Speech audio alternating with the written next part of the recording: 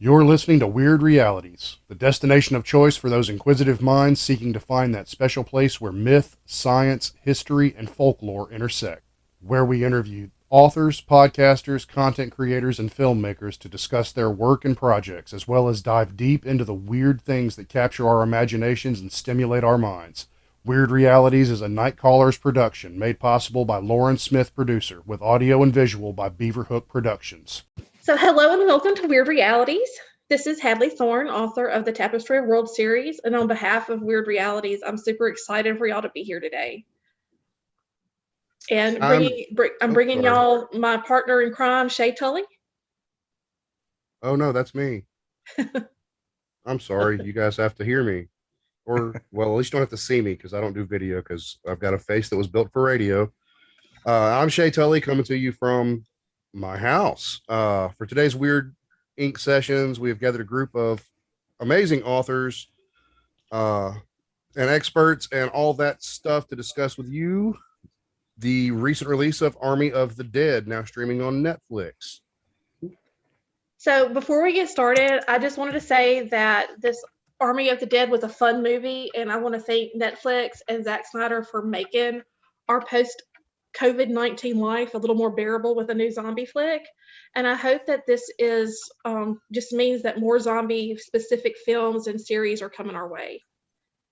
So now for all the wonderful viewers who are about to journey down the bunny hole with us, if you could go ahead and like and subscribe to that Weird Realities channel on YouTube. Be sure to turn on the notifications so you don't miss any uploads, and we'll get started. So Shay, if you could introduce our esteemed guests, we'll get started. Oh boy, you're gonna make me do all this stuff. You're nice. All right, so sorry guys. We got Alan Gamboa, retired peace officer and former Air Force reservist, lives in the Redwoods with his lovely former Navy and retired police officer wife. Loves all things horror and cake. That's you nailed I'm it right there with you. Cake is my favorite. Author of Zombie Island, the Operation Zulu series, as well as one of the writers in the Five Roads to Texas series, and has participated in various anthologies such as Bite-Sized Offerings. David A. Simpson lives in Atlanta, Georgia. Veteran, a trucker, and storyteller. Participated in the Cannonball Run twice, which is freaking badass. Served his country once and is the author of the award-winning Zombie Road book series, the Feral Children series, and various anthologies. JAIME HERNANDEZ lives in Dallas, Texas with her husband, 2 daughters, and 4 dogs. JAIME was first published in the Zombie Road fan fiction collection, which is fun. Tales from the Zombie Road. And published her debut novel, Urban Gridlock, Chronicles of the Undead, Book 1 in January. Its sequel will be released in a few weeks. Is that right? Yeah, next month. Excellent. Where was Jeff Thompson is a 14-year veteran of the U.S. Coast Guard, served as a navigator on 4 different ships and as SAR controller, SAR. That's correct. Search and rescue. Search and rescue. Okay, I'm so sorry. SAR controller at 2 group operations centers. Currently, he's retired and living in Nevada, where he was an over-the-road truck driver. Thompson hosts the Haunted Library podcast and is the author of the Guardians of the Apocalypse series, the Pressure series, Scream, Bloody Cheerleader, Demon Fog, and Dark Incubus. His most recent collaboration, The Collector, will be released soon. As well. Stephen Kinney is from a place in Scotland that I'm not going to destroy that name. Pronounce it for me, man, because I am. Oh wow, that's awesome. Glasgow. Oh well, okay. Just outside of Glasgow. Just outside it. It's a small town called Curtin-Tulloch. Curtin-Tulloch. All right. First book, Infection: Rise of the Undead, was released in April. Right? That's right. Yeah. The first book was released in April. It was Infection: Rise of the Undead, and then I released a short book based on one of the characters called Infection: Rise of the Undead. Peter's story that was released about 3 weeks after. Excellent. Well, thanks everyone again for being here. I'm going to be moderating the chat room and hopefully giving away some of your wonderful swag that y'all brought. And if you are a fan and have a question for one of our panelists, be sure to put your messages in all caps so the moderator team can catch them and send them to us. And we will ask them as we're able. Okay. I've got a bunch of audiobook codes I can give away. So if anybody wants them, just make a list and I'll send it to them via message over Facebook or email, whatever. I have an old mattress in my garage. Don't mind the blood stains. Yeah. Oh, we think they're blood. Only slightly used. All right. So for a fair warning for our listeners, there will be spoilers. We're going to be talking about this movie. We have all seen it. There will be spoilers. We'll be rating the movie on the following. Fun factor, right? How fun was the movie? Storyline from start to finish, plot holes, mystery, conclusion, everything. What did you think about the storyline? Characters, did you like them, love them, hate them? Were you glad they died? If they died. Survivability. Do you think this movie was an accurate portrayal of the survival factor? So zombies. What did you think about the zombies? Come on, it's a zombie flick. Were the zombies believable, not believable, whatever? And tell us overall, what did you think about the movie? Full take on the movie. All right. Now people are looking at me.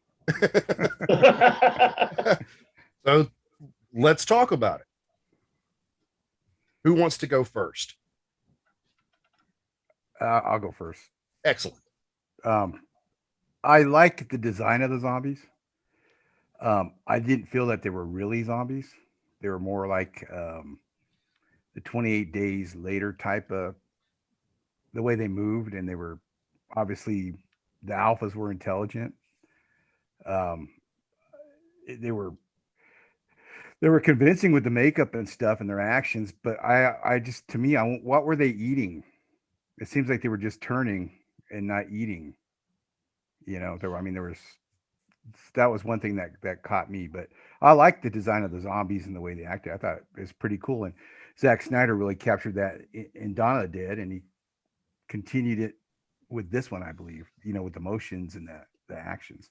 But I like the creatures myself. All right. Creatures, So, I think that is a good assumption that they're right. they're That's what I was creatures. going to say. It's instead of calling them zombies, I know it's a zombie flick, but instead of them being zombies, because they really weren't, because like you said, they weren't eating. But I think that's where the Army of the Dead title comes in, because I never really saw an army of them. We never got to see, I mean, a couple of times were the masses and stuff, but you know, as far as the plot line goes, there never was a huge mass of zombies. And I think that's why it was called Army of the Dead, because they were just being bitten and created. They weren't feeding, they were becoming the army. That makes sense. Mm-hmm. I think the other thing about them is, like what you were saying there, they weren't feeding and they weren't just mindless. They were getting told what to do off other guy. So it wasn't like your normal zombie that just walks about and walks into things and doesn't know what's happening. They sort of did know what was going on. They knew that they were going out to hunt people. They knew that they were going out to do a certain thing, kill them, do that. And it was that guy that seemed to be controlling them. So that was a bit different as well. And like you said, they were fast. They were a bit like the kind of 28 days later sort of zombie where they were faster. Yeah, they were a lot faster and a lot stronger, the alphas, and it was like a hive mind. He controlled them somehow. Mm-hmm. But I thought it was cool. They had the shamblers, the dumb ones that would just stay out in the sun till they rotted. Then when you watered them, they came back. That was kind of different. That was something cool. Yeah. Yeah. As far as the fun factor goes, for what it is, mindless entertainment, it wasn't a bad movie. It was all right. It was entertaining enough, and that's really what it boils down to, is whether or not the movie's entertaining, whether or not we had fun with it. And I did. But for me, the zombies or creatures or whatever the hell we're going to call them, it was too muddled and confused. There didn't seem to be any logic behind any of it. It's like you had the shamblers that were there but not there. Watering the like geraniums didn't sound like that made a hell of a lot of sense. And then you had that scene in the zombie hallway or whatever the hell that thing was, where they're like hibernating for some unknown reason. And that, okay, I can roll with the hibernating zombies thing, because that it makes a certain kind of sense. But why the hell were they hibernating this? Why? They were like frozen in these bizarre poses, yeah. Yeah, bizarre cool. positions. It seemed like the only reason they were like that was to make it more, it was to add more tension to the scene.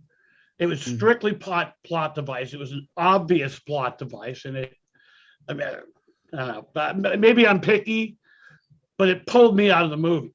It pulled me completely out of the story. Looking at stuff like, what the hell is this? There was a lot of those moments.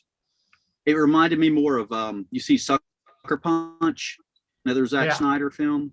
It was very, very creative, very just, I don't know, I'm a writer and I can't speak words. It was visual. It was visual.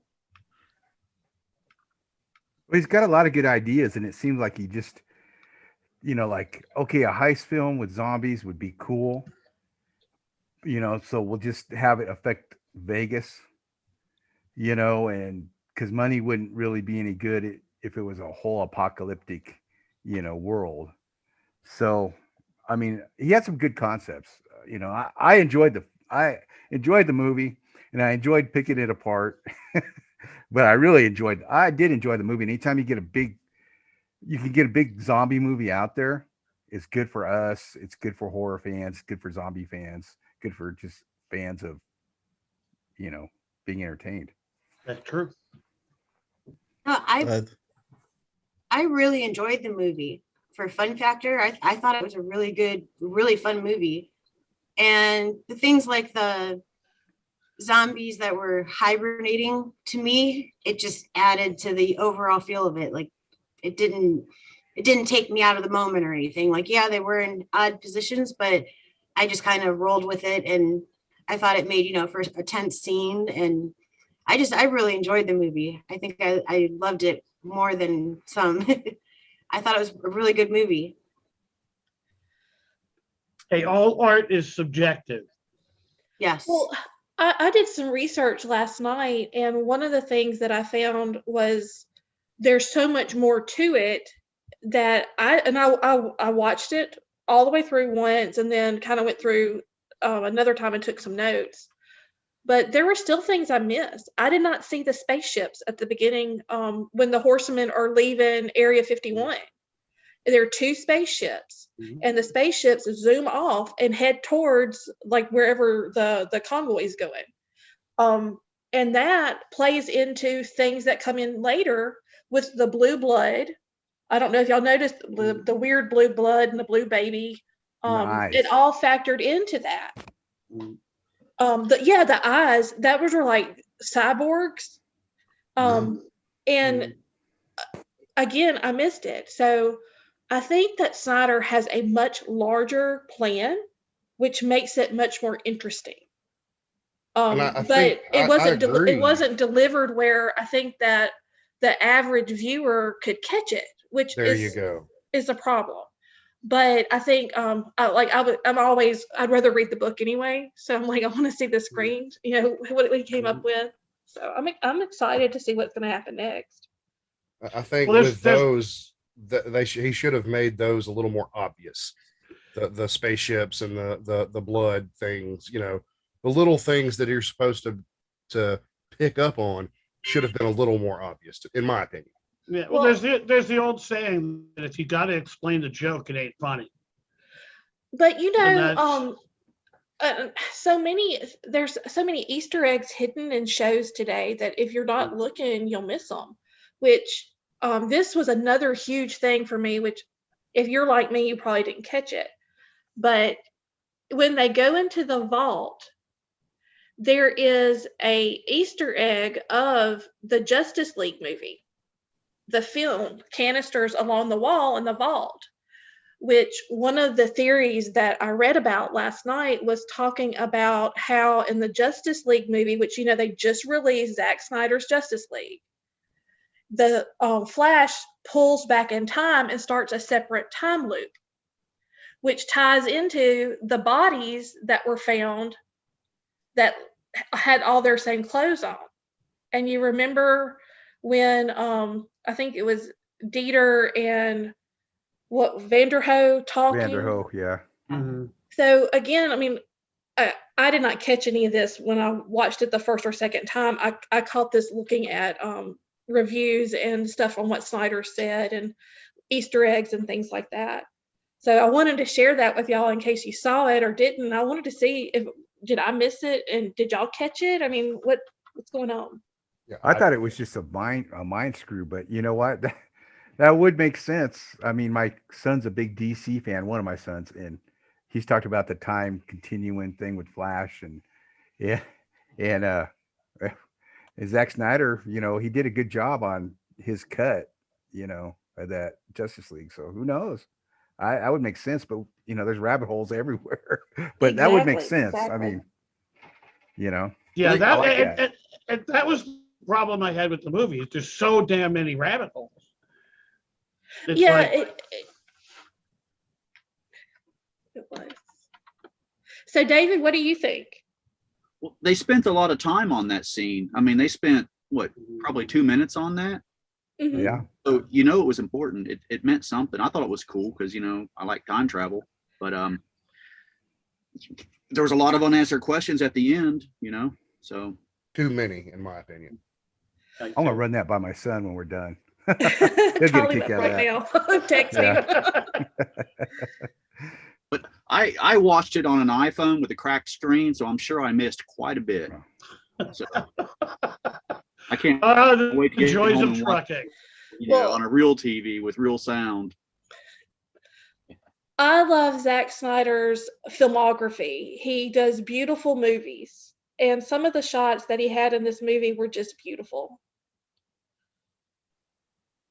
Oh yeah, the pan out right after dropping the final shipping container, that where it pans out and up, and you see the horde in Vegas. That was probably one of the coolest zombie shots I've seen in a while. Yeah, and it was actually more appealing than what was the brand World War Z. When it pans out in Israel or wherever it was, where you see the big horde trying to climb the walls. That one was kind of hokey in my opinion. This one was just really cool with that big pan out. Yeah, dude, the special effects, the CGI, was all top notch. I was watching the tiger, trying to find out, okay, that looks hokey, that looks fake, that looks cheesy, but dude, it moved right. The hair moved right. It was they didn't waste any, or they didn't cut corners on the special effects. That's for sure. No, as a piece of filmmaking, it was a good job. It's a damn good job. I think that was one of the most expensive parts of the movie was that tiger. I read even more than shooting all the Tig Notaro scenes with green screen and stuff. But damn, Tig Notaro did some great stuff, didn't she? I can't imagine that film without her. She just really nailed that part. And to have never been in the same room or on the set with anybody else, I never would have known that. I never would have known that. Yeah, I was looking for that because I knew that going in. I'm like, okay, I'm going to spot where the Crow did that too when Brandon got killed.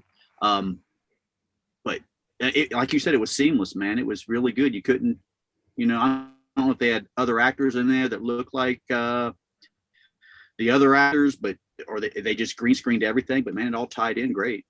With compositing these days, there's almost no limit to what you can do.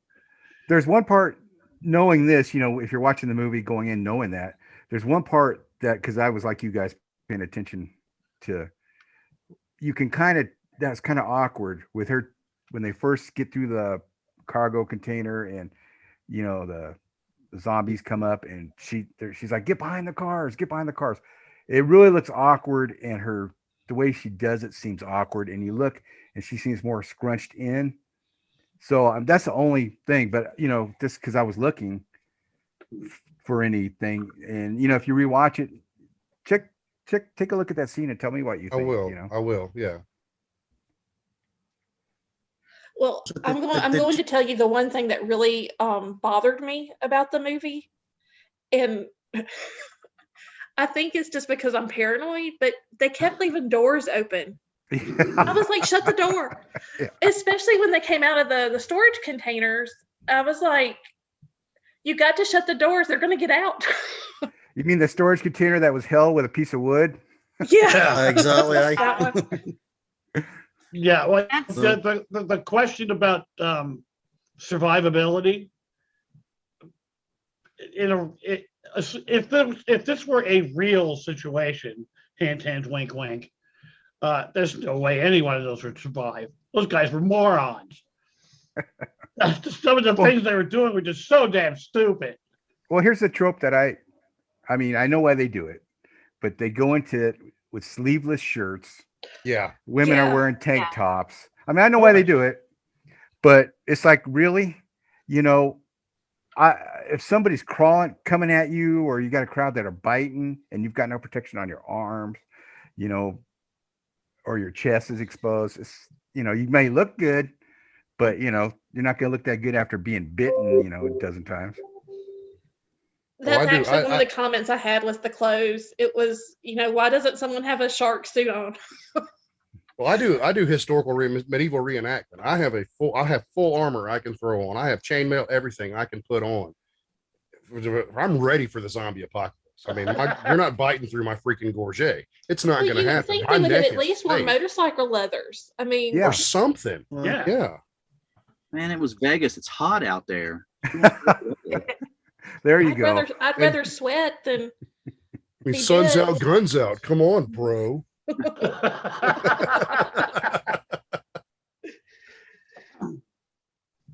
So, what was your favorite kill? What was the coolest zombie kill in the movie, in your opinion? The wall trap. Oh, that's the one I liked as well. The wall trap. As absurd as it was, the wall trap I thought was the best kill. You just didn't expect it. No. I totally love destroyed. How the guts and stuff were, you know, like a cat's cradle. Especially the last like strand of it that snapped when they dumped it over. That was very Tomb Raider. I think Shay and I had the same favorite shot. If you want to tell them. Yeah. So in the first 5 minutes of the movie, when they start, you know, they're going through the characters or whatever, and then whoever it was jumps up on top and starts blasting that one dude with the 50 cal and just eats him to shreds. I'm like, oh my God, you wasted the coolest shot in the movie for the beginning of the movie. Come on. That should have been halfway through, and Batista should have been Rambo in the 50 cal, you know. But yeah, that was my favorite kill scene. Who knew Batista could act so well? He did such a good job. Well, you know, he had a movie called My Spy, and it's a comedy, and I know it's not a big acting chops, but he's got actually some good acting in that. Well, he was so good at this. I was just like, he was just so tender, and you just wanted to give him a hug. He's getting better. Well, even the stuff he did in Guardians of the Galaxy. That character is so quirky. He plays it good. And he plays it great. Yeah. That's the second film as well that I've seen him dining. Like you've seen the main guy in it dining, and he died in another one. I can't remember the name. It was a film. It was weird. Was it Brunswick or something like that? It was called? Yeah, Bushwick. And Bushwick. That's it. He died in that as well. And that's the second time I've seen that happening. Where in particular, with one main star in particular dying in two different movies. Yeah, that's rare. So, Jamie, what was your favorite kill? I think I missed you say. I have two. The one you guys were just talking about with the wall, that was just incredible. And then the zombie queen, when the coyote dropped her head and it just went splat. You heard that on the sidewalk? Like when it that was meloned, pretty yeah. awesome. I love that. That was pretty The hilarious. visual of that was great. Yeah. The sound effects were great too. And the first grenade they threw, where you didn't see the explosion, but you saw the guts hit that wall. That was pretty cool. Yeah. I like the zombie queen head scene, the plop, just plop. And then at the beginning when they dropped that last cargo container on the zombies and the soccer mom and her daughter, I thought, that's pretty cool, I thought the soccer mom was a waste, getting to know her in the first few minutes, and then you don't have her. Yeah. Shay, it confused me because I thought, okay, the Batista, he's got his wife, then the Hispanic lady, and then the soccer. It seemed like he had something for the soccer mom too, or maybe I was reading into it. But his reaction, when she gets killed, I thought, was that his wife? And then it has the flashback or his PTSD dream showing the actual wife. So I thought maybe Batista got around in this movie. Couldn't make up his mind. Wife, companion, soccer mom. Bow, bow, bow. I thought that was his wife too at first. Well, until the flashback. Yeah, me too. Yeah. Me too, Dave. I think they should have done a lot more with that soccer mom. I think you should see it when it showed you, and especially a wee bit at the beginning, but she was basically kicking ass, and then the next minute she's killed, and you think that was a waste. She could have had her in the team. Yeah, when she shoots that couple in the car, that was pretty slick. It's like, Yeah, that was cold. That was cold hearted, wasn't it? I seen the button just go bang, bang. I did too. That's how I would be. I told my ex-husband that if the zombie apocalypse happened, he got bit. I just hope he knew I was shooting him. There's no time to hesitate. Sorry. No. That's funny. I love that with no hesitation. I thought that was awesome. Yeah, that's one of the things. I really guess I thought that the movie was going to be more like the credits rolling into it. And I really want to know that story. That was a really cool story, especially the soccer mom. Yeah, that's like you said, a wasted character. Definitely. Well, it just in that short bit of time you cared for. I wonder if they're going to do. She was good with a gun anyway. I wonder if they're going to do like other movies or maybe comic book tie-ins or book tie-ins or whatever with these other characters. Like I know they're doing prequels. an anime. Are they doing an anime? Okay, yeah. I haven't heard that. Yeah, they're doing an anime. Well, they're doing the prequel with Dieter, which I'm really interested in because he seemed to have some very profound statements if we go into the time loop stuff. He seemed to have there seemed to be more to him than we were getting in the short. But I just have to say, did not he not have the best scream? Yes. I just kind of internally giggled every time he screamed. It was just so girl-like. Oh, I love his character so much. It was just perfect comedic relief, throughout the movie. He was it really was because it wasn't too much. Yeah. Or when he kills that zombie and he starts dancing for Vanderho and he stops. That's pretty good. He was quite good with a gun as well. So you seen him shooting them or not? He was actually quite good with it. Yeah. Yeah. Which is something I didn't like. I've spent too much time on a gun range and shooting guns to have, uber nerd come in and outshoot me. So that bothers me. 1 minute he wasn't supposed to be able to know how to use it. The next minute he's shooting everything. Right. Yeah. Although it is possible. Like I trained on the 45. That's how long ago I was in the military. And the first time I picked one up, I scored expert. I'm not saying it isn't possible. You needed a 225 to score it, and I got 225. It was a complete fluke, but it's possible.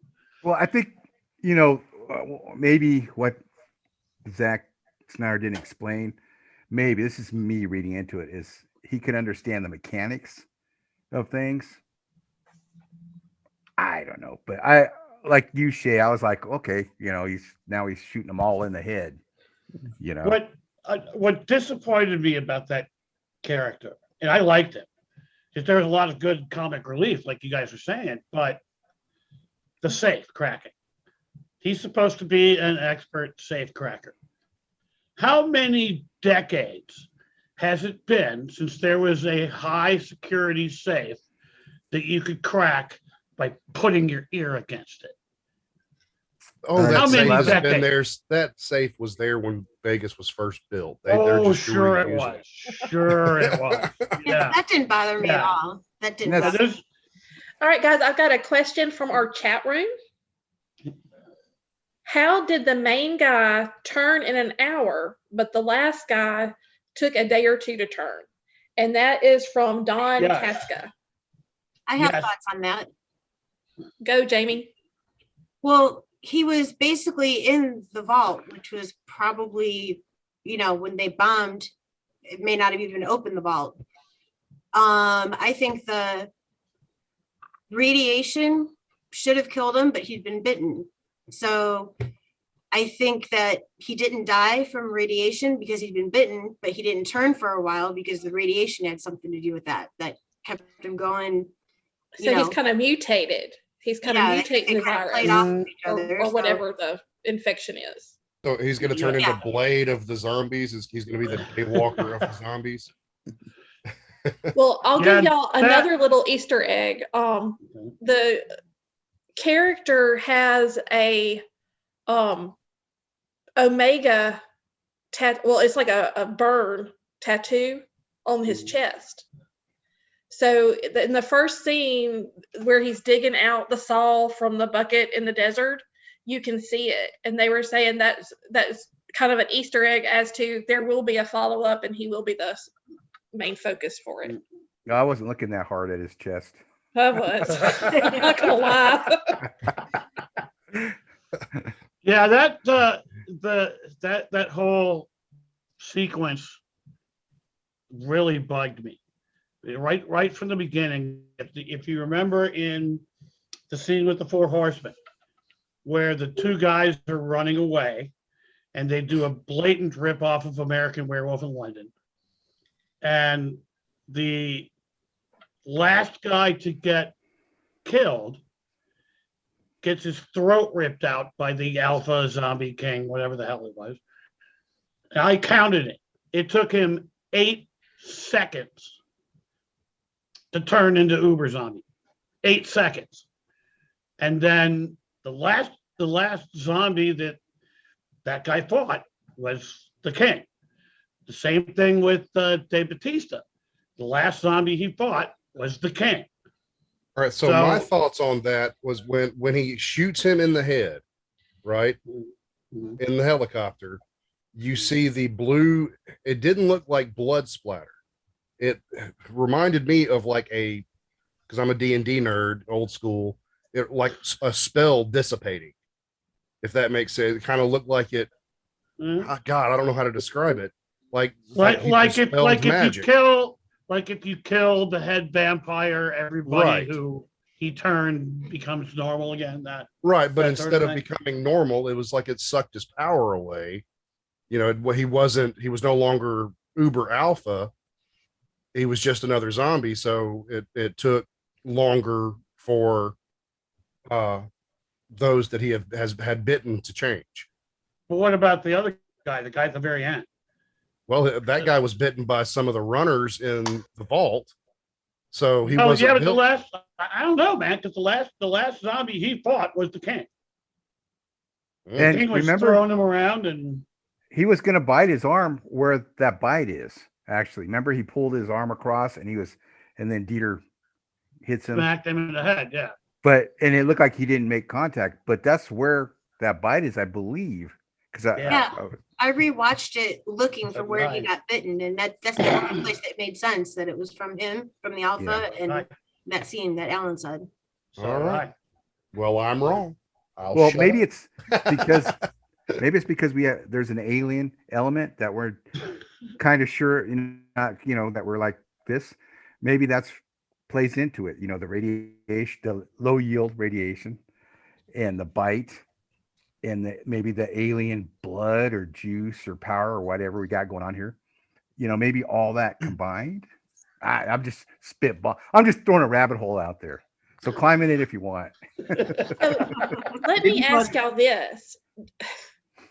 Did the alien fetus look like weird to y'all? Mm-hmm. Yeah. Did what?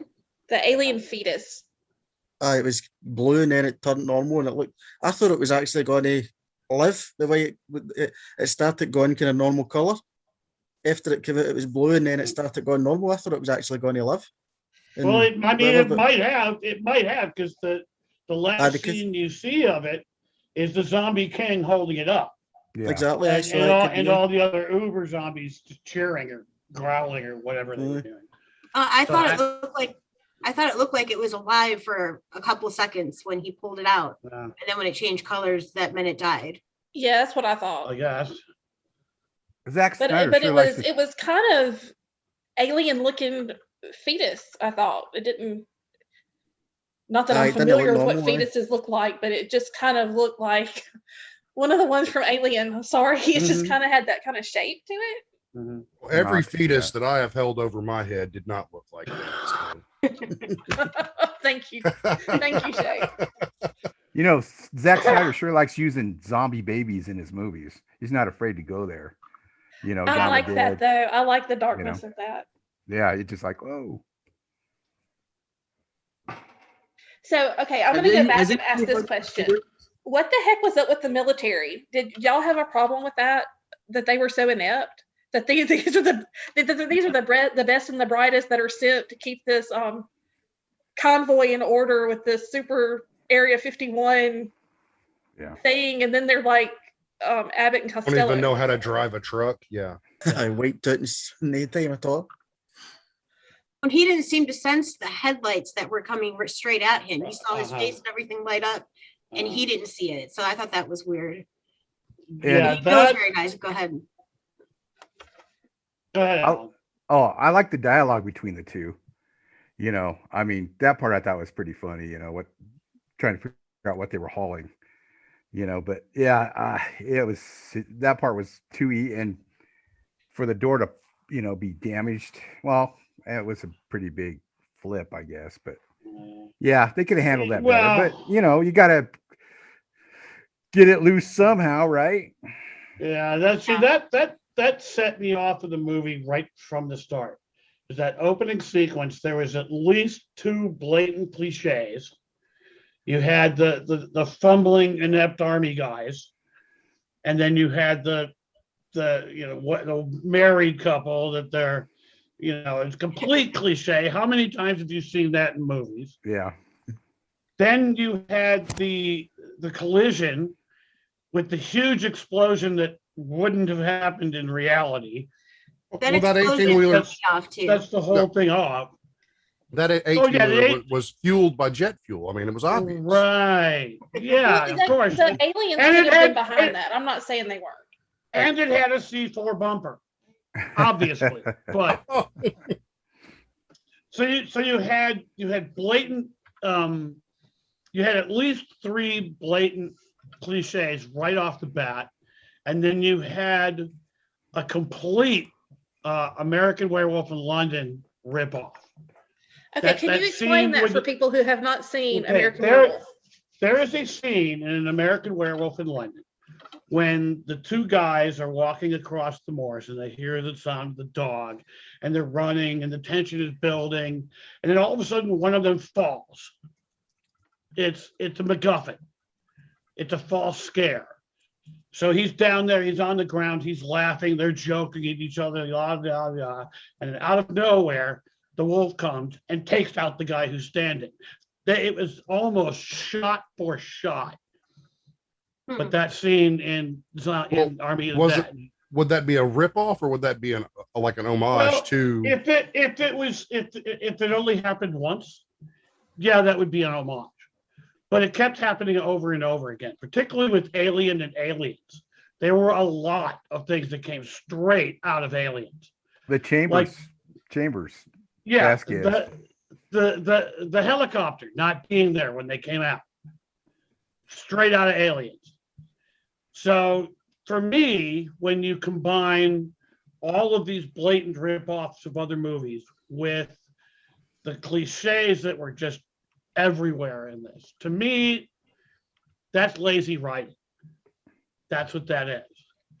It's, again, maybe I'm picky, but we were supposed to watch this thing to kind of pick it apart, and that's what I did. And it was too easy to pick apart. Maybe we're just old. Maybe. Honestly, but I didn't pick it apart like you guys did. Like some of the stuff you're talking about, Jeff, I didn't know. Like I'm not sure once you explained it, that helped what you thought were ripoffs, but I don't know. There's certain things I'd pick apart, like the shipping container they used to get into Vegas. The zombies should have been able to escape Vegas ages ago. But then again, maybe they didn't want to because it was their kingdom. And then there's another thing I didn't care for with the daughter.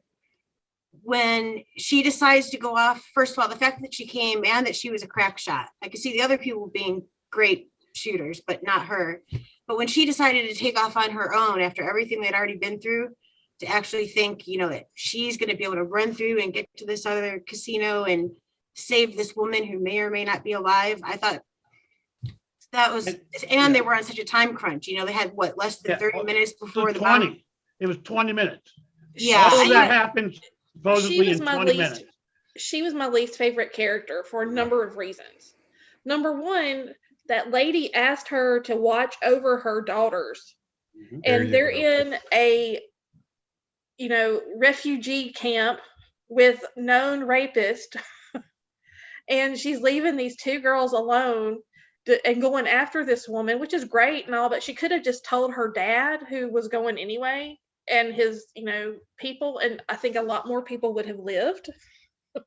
I think she's responsible for getting a lot of people killed, including that lady whose daughters she was supposed to be looking out for. Sorry, I'll get off my soapbox, but that just kind of irritated me. It was like, Well, what drove me nuts was the time crunch, and then everybody would stop and talk about their feelings, or right before they get on the helicopter, let's stop and talk. It's like, holy shit! I'd be like, get us out of here. You know, I mean, that really was annoying. It's like, and how much time do we got? How much? That really drove me crazy. When Cruz stopped to profess her love for him, after they got the ball to open and everybody, they're like, they've got like 10 minutes left or something, and right before the zombies came out. And that was actually a good deal for humans. I like when the zombies their neck. That was a good one. Let's stop and have a romantic interlude. And it doesn't seem like that was the character. Her character did not seem like she was that, she seemed like a badass until her moment. Badasses can find love too, if it's in the script. Yeah, I found love. Please laugh. Oh, you were being serious. You found love. Oh, and another, the scene where Chambers comes rolling out that window. Man, I thought she was going to live, and that kind of upset me that she still ended up dying right there, because I was really wanting to see the interaction between her and Martin after he did her so dirty. Well, why didn't she yell, Martin did this to me? Martin. Girl, I would have been squealing about that. That motherfucker. Excuse my language, people. We'll bleep that out. She was kicking ass before that, but was she was killing everyone in sight. I thought all the zombies were going to take her down, and the next minute she's killing every one of them. I like that. I mean, I like that part. That was cool. But beforehand, when they're in the hangar, and she raised her hand, she never killed a zombie or anything. It'd be nice if they expounded on her character, what kind of skills that she did have. The other guy left. The guy zombies. I'm out of here, man. Which he's the only one that lived besides But I wish they expounded on that character more, because that whole scene when she's fighting and all that was pretty cool. She must have. She's known something. Yeah. So she's never killed zombies before, but she has gone into a room in a bar and killed a bunch of humans. She was in near dark. Well, I think she was hardcore when she went zombie apocalypse with those earrings on. Because I got to tell you, that's the first thing that's going to get pulled out by something. Yeah. Mm. Well, I like when Martin is on the bus with him or whatever, and he puts his arm around like that to shake, hi, what's your name? She's like, get out of here, dude. I thought that was pretty good with Martin's character, just creep, Mhm. And I like Garrett Dillahunt. He usually he can play a really bad guy. Yeah, I've seen that in a lot of shows, but he played Bert Chance on Raising Hope, and my wife and I were like, oh man, Bert Chance would never do that. Sorry. He's on. He was recently on Fear The Walking Dead too. So great character. They did not John give him Dory. enough screen time, I think. What do you think that he's so good. And Mr. Tanaka is a good actor too. We didn't see a lot of him either. And didn't have enough explanation of him. So Yeah. No. That was hope- one thing I thought with the alien thing. If the alien thing was important, all they'd have had to do to expand on it was have one scene, 30 seconds of Tanaka talking with some other shadowy figure about, the smoking man from X-Files. Let him do it. Exactly. That's all they would have had to do, and it would have made sense. But they didn't even do that. Right. I agree 100%. Well, I was Did wondering, Jesus- what's the blonde girl's motivation when she held the head up and she wouldn't get on the chopper? I mean, did she know something? I mean, I maybe I missed that because I'm watching it on an iPhone, but No, you did I didn't. miss You part of didn't the miss it. explanation of why she would just not get on the chopper and take for a ride? Yeah, it doesn't explain that. I mean, I felt the same way, David. It's like go. Aye. I Personally, I would have bowling balled that head back to the King Exactly. Zombie Yep. and jumped on the chopper and Arnold Schwarzeneggered my way out of there. Aye, exactly. Aye. It was another obvious plot point. Another Okay, plot I've got device. That's what I've it got was. 2 questions from the chat. Okay. One is from Gwen Harden. She asked, why were they in the refugee camp right outside of Vegas? And the second one is from Don Casca asking, what was the best one-liner? I didn't hear the second question. Best one-liner. The refugee camp, I think, was supposed to be people that they thought might be infected. People they rescued from Vegas before they sealed it off, and they were keeping them, secluded in case they might be infected. But then later, it seemed like it had been years in between the two when it actually all went down and when they were in the refugee camp. So then that didn't really make sense. No, it doesn't. One of a great many things. All As right. far as the one-liners, I don't really remember very many of the lines. There are a couple that were okay, but Easy peasy Japanesey. That whole scene was Yeah. actually Yeah. great. That was Well, he can say that he's Japanese. Yeah. That was and then funny. Dieter goes like this, Yeah, that was great. I really loved it. I like when There- Vanderhoof, after they were talking about the time thing or whatever, and then he turns to Dieter and says, "That's deep, man, but I dig it." I like that part. Or that's dark, man, but I dig it. David, do you have a favorite one-liner? No, man, I'm trying to think of them, and I'm like, get to the chopper, or I'll be back. Look at this movie. Well, there were some exchanges I really enjoyed, but I cannot remember verbatim what they were, which was when Batista was like, yeah, man, I know my life sucks. Oh, that was good because that seemed authentic. When Yeah, he says it you don't did. need to tell me or whatever at the restaurant. That Uh-huh. was good. I really liked that. That was some good acting. It was, Mhm. and I liked the helicopter pilot scene when she was like, so I get the safe cracking guy's number 1, but I'm number 2, right? Yeah, she wanted to know if they triaged the Yeah, I like that, but I Yeah. can't remember verbatim. Yeah, she was my favorite character. She had the Okay. best. She had the best personality. Yep. or the part when he first goes to her to offer her the job and she's just like, 2 million? No, I'm in. No, I don't need to know any details. I'm in. Okay. Just her whole attitude that was hilarious. And A then shout smoking the out to cigars our next to friend- the flammable stuff. That was Mhm. fun. Yeah. I see that. I've got a shout out to our friend Scott Baker, who has sent us a note that Tanaka was with the military when the mission failed. So, dum dum dum. So I guess that explains why he was with the military guys in his little house. Mm-hmm. Yep. Which begs another question. As the guy went in to get the head of the zombie queen, the uber zombie, the king, came from their base. Why didn't they get what they needed from him before they moved him?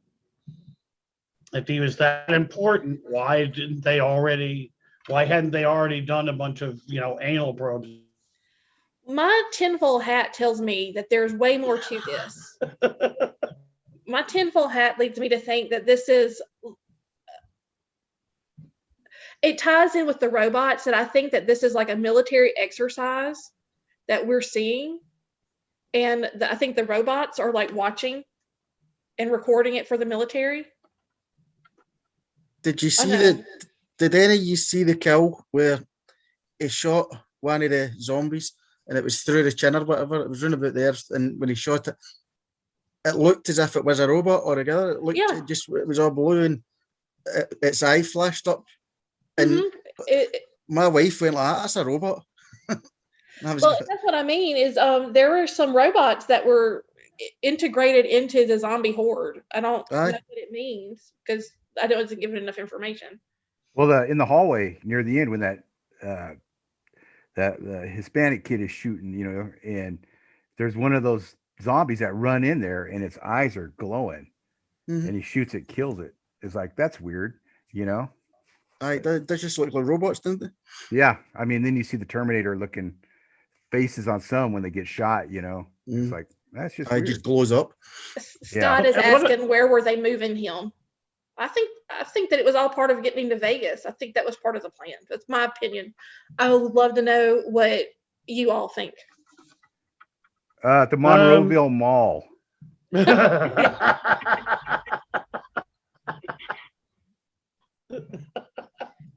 Wow. I think they had to be heading to some place. That's a good pull, man. Go ahead. I'm old. I think they had to be heading for some unknown place in Vegas. Otherwise, they would have taken a different route. They wouldn't have been going straight towards Vegas to get to where they were going to. They would have gone around. Zack Bagans Museum. What was that? They're taking them to Zack Bagans Museum at the Paranormal.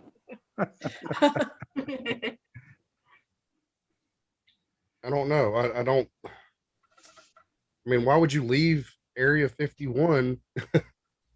One of the most secure places, in the world. The military has, to put him on a C4 laden transport truck with a bunch of idiots.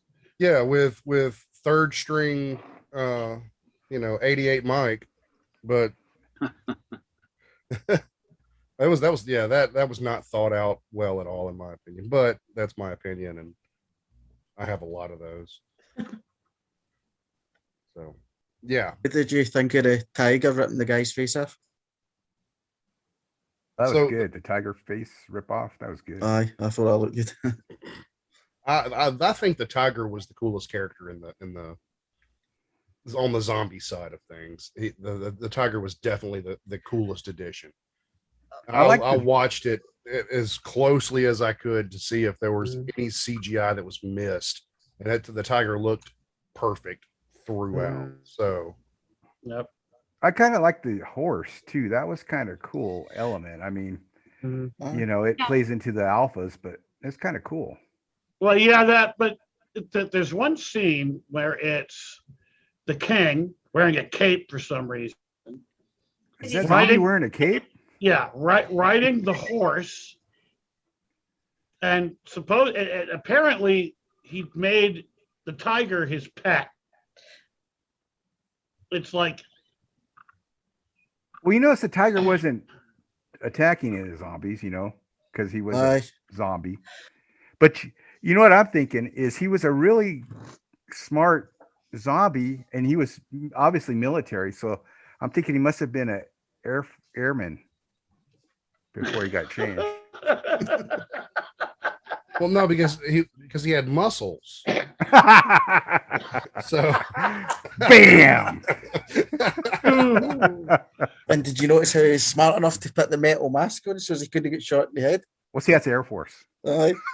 Aye, he is, and he's Sean Beatty has a question for the group. He wants to know what you all would do if you had to fight the zombies as a group.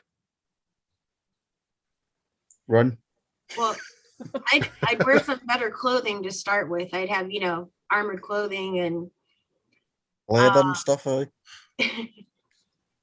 yeah, everybody armored up like what David Simpson does in his books for starters. More guns, more ammo. Yes. Mm-hmm. More explosives. Yeah. I mean, they could have done so well if they would have just had some Claymore mines. That hell yeah, leave the doors open, man. We came this way, woohoo, and just let them start tripping claymores and blasting themselves to pieces. Yeah. Yep. And it's also an early warning system. Oh, hey, here they come. There went closer. Claymore number 1 through 15. So we know exactly where they are. Yeah. And why did they just? Oh, go ahead, Jeff. Think about this group of people, half of whom don't even know each other. They don't know whether or not they can trust them. You don't know if this person's going to be able to watch your back. And you're going into a place filled with zombies. Are you insane? What idiot would have been part of that group voluntarily? I don't care how much money it's. Well, 200 million. 2 million.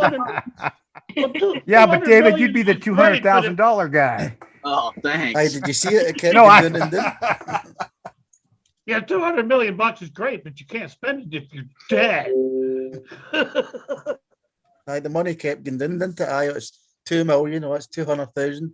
And then he went to somebody, I think it was it's 25,000 if you do this. That was pretty funny. That was pretty just funny. Get done and done and done. Mm-hmm. Well, I like the concept. It was a caper flick, and I write kind of capers in my stories. There's more underlying than what's actually going on. But I kind of like that aspect, with all the plot holes and everything, I did enjoy it. Like I said, I love seeing a big screen fun movie. Yeah, fun movie. It did its job. It entertained, and that's all you can ask for in a movie. Like World War Z. Entertaining. Like World War Z, you can't look at it as the book. You got to look at it as a zombie movie, Brad Pitt's zombie movie. Right. And I can still freak my wife out just doing that clacking teeth thing from World War Z. Give me a second. Yeah, I might be a minority, but I listen to World War Z on audio, and the way those communiques are on audiobook, man, it just don't work when they're reading out each number and digit. I like the movie better than the book. I put it in. You should read the book, Dave, if you ever get a chance. I know you're busy, the busiest man in zombie show business. Yeah. But the book actually is pretty good when you read it. Those long numbers and letters, you can just skip over it and skim it. With the audio, I'm listening to it like, come on, hurry up. I've 5 minutes of talking about numbers. All right, give me the number. I could see that. I've not read that book, actually. Let me ask y'all. I'm sorry, Shay, go ahead. I was just saying, it's a fun book. My favorite thing about it is the author is Mel Brooks's son. Yeah, and that's just hilarious to me. You've got the most irreverent father in the world, and you're writing zombie fiction. That's awesome. But yeah, that's all. Sorry. Has anybody read the Dawn of the Dead book? The actual book at the film, aye. Yeah, it's basically this. I read it years ago, and it's basically the same as the movie. It gives you just a little bit of more background, and you always wish there was more to expound on. But it's almost step by step the book. I mean the movie. Right. I got it no long ago, but I've not read it yet, so no surprises in it. No, it's none major difference. Yeah, no major difference. Just a little bit character backstory. That's it. No. So I'm curious if you could do anything different as a writer, what would you have done different with this movie? Put my name on the credits. Got that money. GAMBOA's Army of the Dead. Then I'd be crying. You guys turned my movie apart. It's all done in love, you know that. Well, man, if he was writing a book, you could really flesh everything out, of course. But in a movie, what was it, 90 minutes? I mean, it was an hour and a half. You're trying to introduce all these. I mean, you got so much you got to cram in there. You really don't have time for backstories. Well, you're That's right. true. So why would you waste time on the unnecessary romance? You know, Because introducing girls want to characters. see that, and that's the Well, who cares what algorithm. girls want? No, I'm just joking. No, honey, put the gun down. No. But I no, think a lot of times you'll have something like that thrown into a movie because that is what gets the women in the theaters with their significant others. Well, that's what people think would brings women into the theaters. It's a zombie movie. You're not going in there for romance. You're going in there because it's a zombie movie. I don't care if you're male or female. You're Well, you know going to what? watch it because of what it is. Well, you know So what trips why me out? ruin it with romance? You know what trips me out, Shay, is I found when I first started writing zombie and got some books out there, there's a lot of women that read zombie horror. I didn't know that. I got a lot of fans that are women, and it's And how and much I don't put a fan lot mail- of I don't much put a lot fan of mail romance do you in. get? That's what I was going to say. How much fan mail do you get from these women saying, "I really wish you'd put more romance in there"? I know? don't, and I don't put a lot of romance in my. If anybody's read my stuff, I don't really put a lot of romance in my books. You know, I've Oh, I got think I made her strong mad. female leads, but that's it. I hope I didn't make her mad. Keep talking bad about women because I Oh, was she said her joking. screen froze. Okay. Got kicked out. Right, trying to Coming rejoin. back for you. There There she you go. is. I'm sorry, Jamie. Don't hate me. I was just joking. Women are meaningful. Yeah, my screen froze and I got kicked out, so I don't know what I've been for the last minute or two. I would We're tell you talking got kicked about out. You're in women an and alley zombies. somewhere. I go away for 3 seconds and all hell breaks loose. What's going on here? Jamie got kicked out. She's in some bloody alley talking now. See Yeah. that? Now, I had asked what you would have done differently as a writer. A lot. I'd have had it made more sense. I'd have.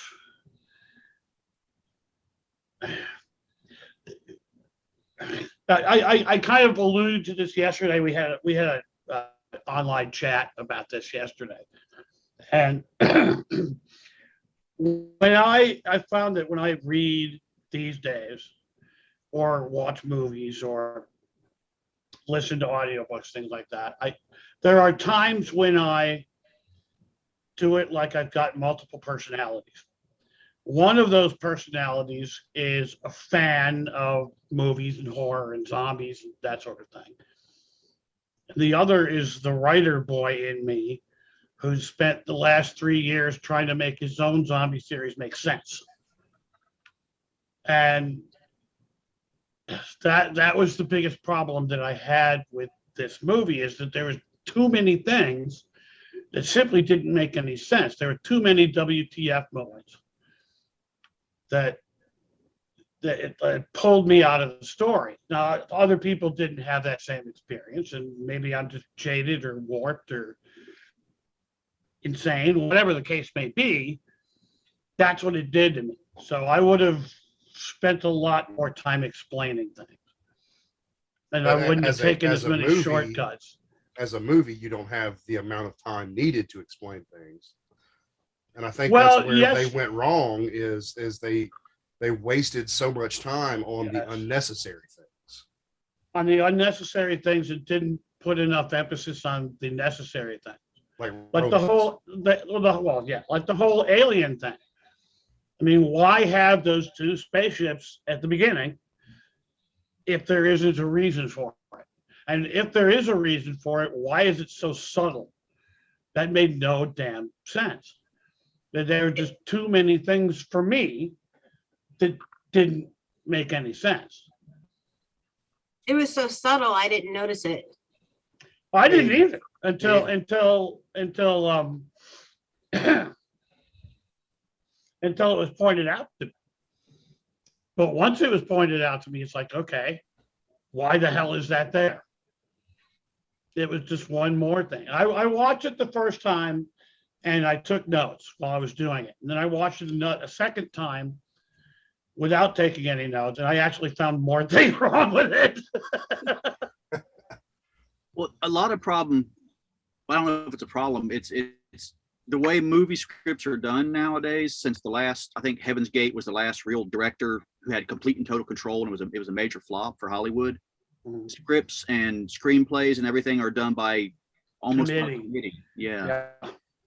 I've run into that with mine. I've already been told I have to have a stronger female protagonist, because I don't have one in the books when they're doing the screenplays.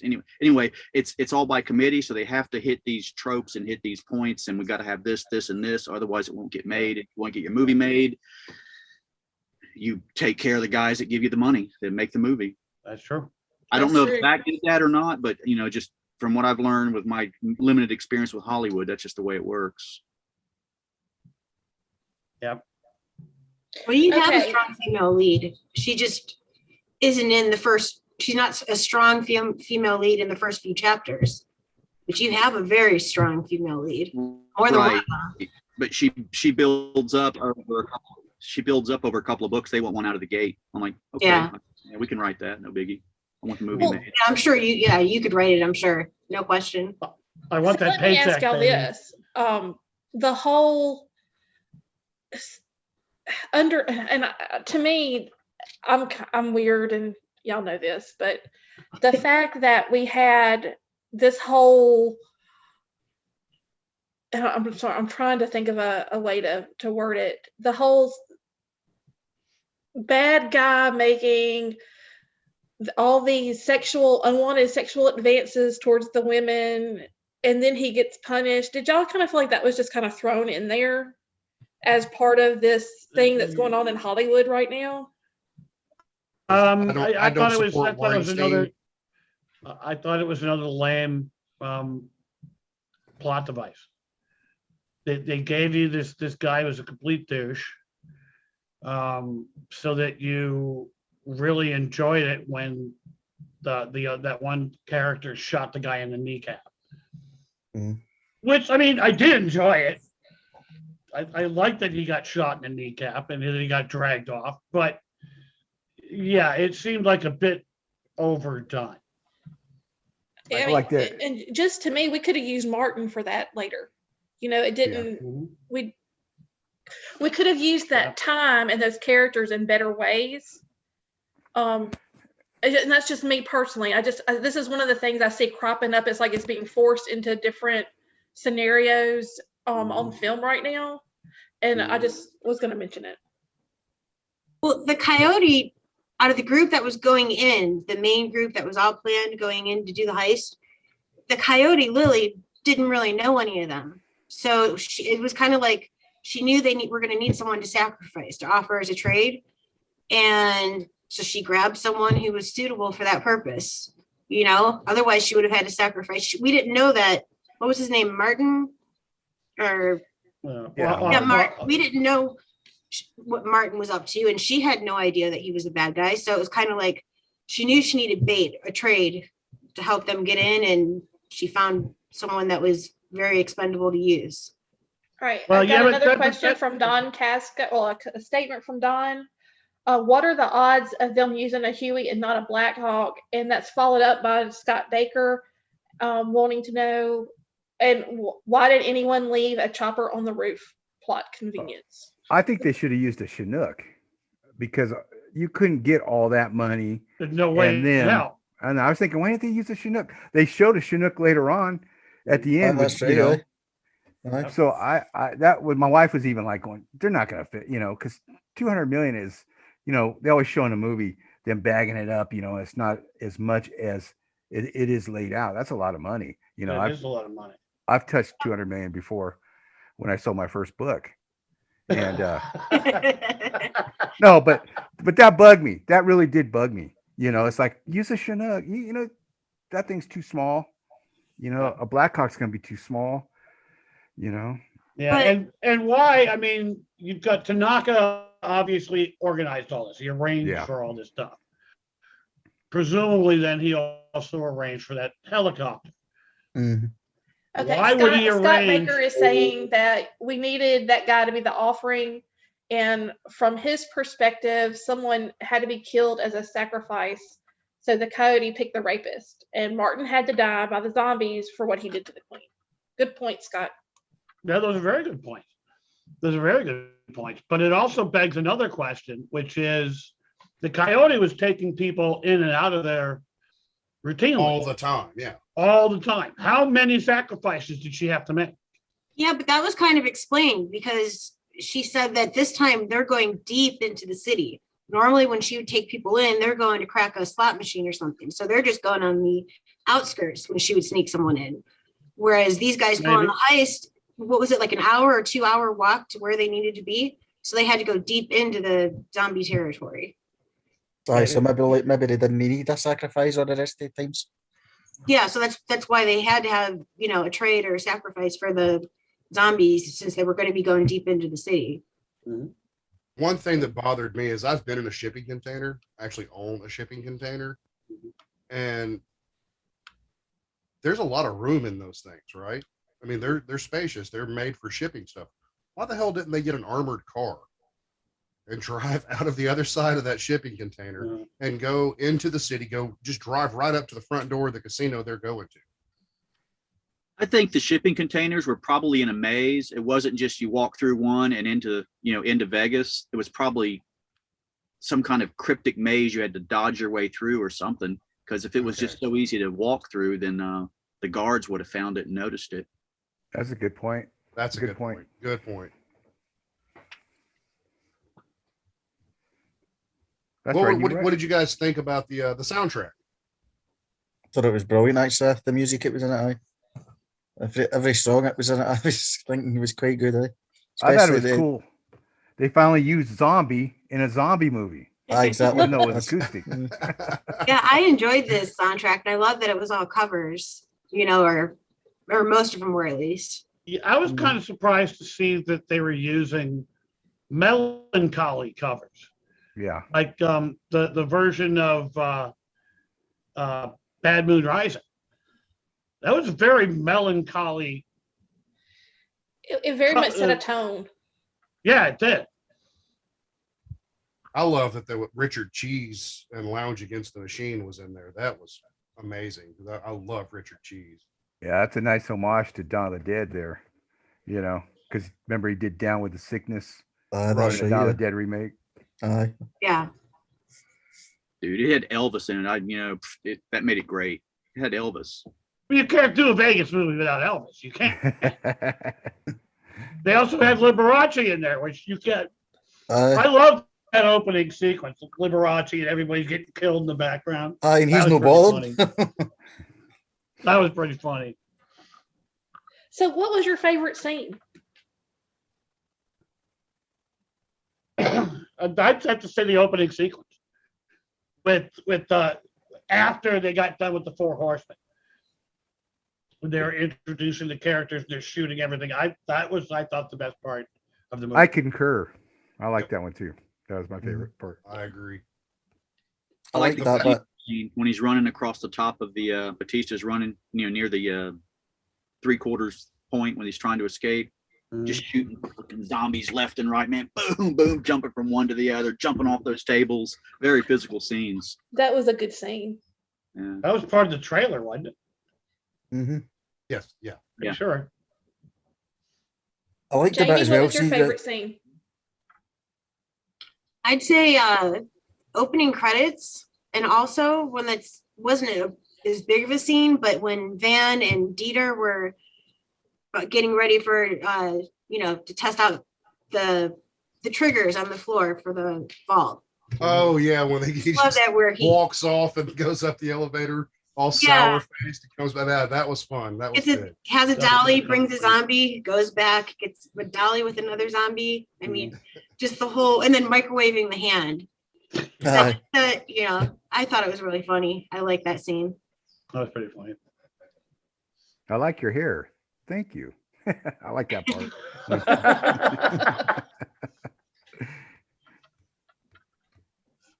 What I mean, about it you, had Steven? some good moments. Understated. Yeah.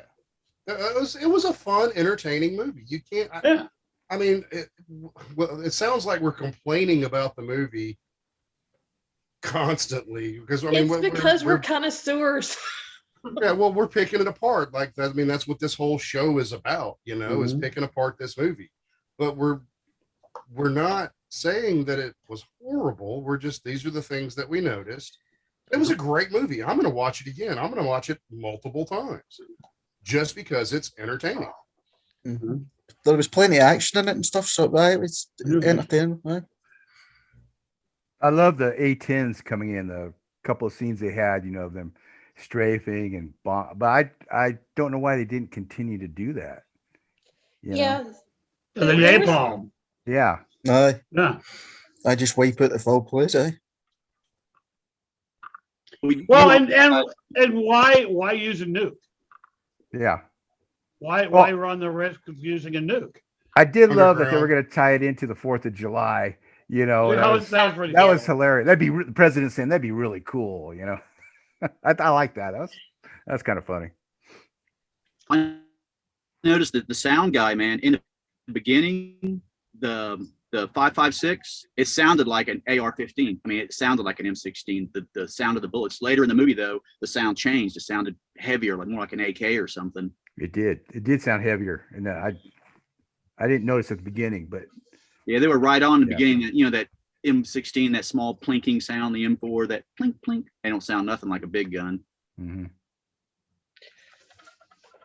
So, did y'all feel like there were any specific things that were inspired by books or other movies? I know we saw the American Werewolf in London, but I'm talking more of the zombie genre that we've seen before. Did you feel like you saw any of Zack Snyder's influence from taken from books that you've read or any authors that you know? I thought the shipping containers going around Las Vegas took me right to Zombie Road. Yeah. I thought the way the zombies acted was kind of like the primals in W.J. Lundy's WTF series. They're kind of like that. Some of them hibernate. You have alphas, you know, but they do. Yeah. Unfortunately, this had incompetent military instead. So Yeah, that's not in his books. right, But exactly. DJ Molly's the remaining series had the hibernating and the smart zombies, and that was a really good series too. I like that. Nothing original and nothing new and nothing. I mean, it's No, hard there to isn't. completely original. It's just not there. Is that the one where he starts underneath a bunker? Yeah, in his house. Aye, Great. aye, I series. like that series. Aye, that was good. That. Yeah. Yeah, and the zombies they reminded me too of what you guys were just saying, but with Bobby Adair's series, the slow burn series, where there's times when the zombies are just kind of like asleep, you know, and they'd go around them, and then you have the alpha. They don't think they call them alpha, but you had the alpha zombies that were actually intelligent and were ruling the other zombies. Yeah. There's kind of a similarity. Well, that was one of the things that I wasn't really clear about was when he made the alphas, he just bit them. And so they weren't being devoured. So were they still living? Were the alphas living? And was that how the female queen was able to get pregnant? Was because she was still alive, and were they mutating because of the supposed alien aspect of things? Those were questions that I had. What questions did y'all have? Y'all haven't really gotten into. I know I sent questions ahead of time. So, did y'all have any things like that stuck out in your mind? Well, that they didn't feed. That was a big thing. My family and I, when we watched it again, or we first watched it and then we watched it. It was like, what do they eat? You know, how are they surviving? Oh, That that's a good really- one actually, because you never ever see them eating then. Yeah. You know, because why didn't they just chomp on that guy when they first grabbed him before they gave him to the alpha, to the, you know, the rapist guy? You know, But in Well, a you lot gotta- of I'm sorry, go go ahead. ahead, Jamie. all Okay. right, a lot of the zombie movies and books, zombies go indefinitely without eating anything. You know, they just keep walking Right, they just around, and decay, yeah. for all we know, they're going for a year or two without eating anything, and they just keep walking. And Well, there Like we was said carnage earlier- in that swimming pool, though. yeah. Like, well, you're right. And so, but we know that the coyote is bringing people in on a regular basis so they can get the money to get out. And not everybody gets out. So we know that they're feeding somewhere. And that's, you know, because of the carnage in that swimming pool. So maybe that's the Buffet. right. the buffet. Aye, because there's that room. There's that room when there's the three people in that room. But every time that what the woman says, every time now and again, somebody will go and just take another one out that room. So maybe the one that gets taken out the room is the one that goes to get the feed on, and so and it's every time she takes somebody in, they get put into that room, and that's what that's first. Every now and again, one of them will get took out, and that's for to feed on.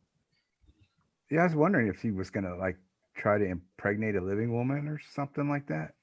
Yeah, that's what I was What was thinking too, because those three girls, he was gonna try something new. Aye. Yeah, that they tried to explain that away, is that sometimes he would keep a couple of them, and you know, one at a time he'd bring them to turn into uber zombies again. But that didn't, to me, it seemed too much again like a plot device. It was a reason to have the daughter have to go in, because otherwise it made no sense. it didn't really Yeah, make why- sense that he had them off in a room somewhere. Like if Yeah, exactly. Yeah. Because they turned Theo Rossi right away. You know, they grabbed him and drug him off. Yeah. All right, Scott Baker is asking, based on this movie, if you were writing the prequel, what would you include on the plot? An explanation of good everything.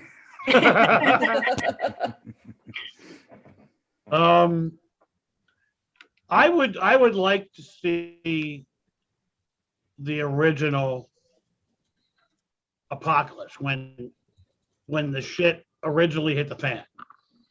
What happened in between the Four Horsemen and a year or whatever it is later. What they went through in that opening sequence, the opening credit sequence. I would want that. Yeah, but what happens in Vegas stays in Vegas.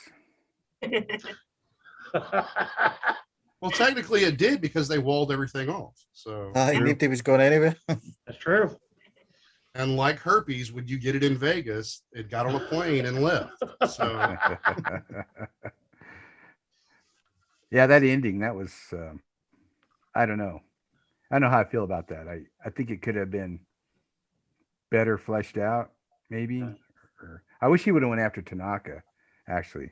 Yeah. Because who's to say he's not in Mexico City? But I don't know. The ending I thought could have been better with him. Mhm. I don't know if you all feel that way, but I kind of feel that way. Yeah, I thought the same way about, because there's that one scene towards the end when it's Tanaka and he's looking at his phone and he's not getting an answer. It's right after they nuke Vegas, and they just show him and then that's it. Mhm. Had the one survivor met up with Tanaka and then bit his ass, that would have been a better ending. That's what I thought. I A mean, more because he fitting knew. ending. Yeah, that's what I thought. Because he knew who Tanaka was. It wasn't a shadowy. You know, he'd met him in the hangar. Right. So They're setting it up for the sequel, man. He's going to go down south of the border. The Fast and Furious guys are going to be there. It's going to be an awesome flick. Yeah. Army of the Dead Part 6. How can we squeeze more money out of this thing? yeah. Jason Statham is not dead yet. Yeah. All right, y'all. Shay's having some computer problems, so he is off of duty. Do y'all want to give away some? We've got 11 people in the chat right now. Do y'all want to give away anything? I've given away 2 giveaways so far. All right, I'll give away the first 4 audiobooks from my Guardians of the Apocalypse series. Okay, first person to tell us what their favorite kill was gets to participate in that. And I'll give away a signed copy of my book, Urban Gridlock. Awesome. I have one of those. Yeah. And I've got 2 signed copies of Salvation that I'm going to give away. Okay. I'll give away. Well, everybody pick a number and tell me the number, and after the show's over, I will get you in touch with the people who win. How about that? 7. 4. Okay, so the 7th person to make a comment gets a JAIME Hernandez Urban Gridlock signed book. Man, I'm going to think of something hard for him to do. I mean, hold on. Let's see. Like I'll take 4.